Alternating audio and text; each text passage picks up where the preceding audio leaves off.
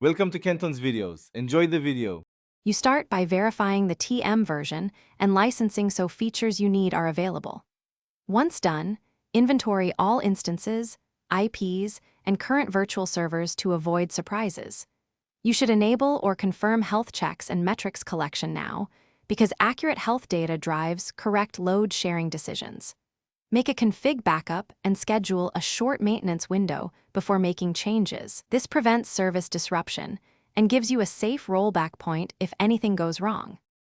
Next, you create or update backend pools and assign weights to control traffic proportions. Weights let you distribute load precisely. Then implement your chosen algorithm, IP hash, round robin, or least connections, based on traffic patterns and why you picked it. Once the algorithm is set, enable session persistence if required and tune timeout values so sessions remain stable without hogging resources. Make incremental changes and monitor metrics after each tweak so you can validate behavior before proceeding further. To finish, deploy your configuration in stages and watch CPU, latency, and error rates closely. Gradual rollout lets you catch regressions quickly. You should validate failover paths and ensure health checks respond as expected so traffic shifts automatically when needed.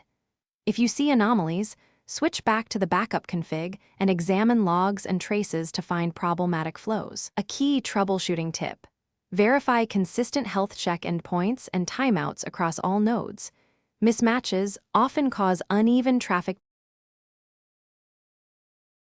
Thanks for watching. Consider subscribing if we helped you.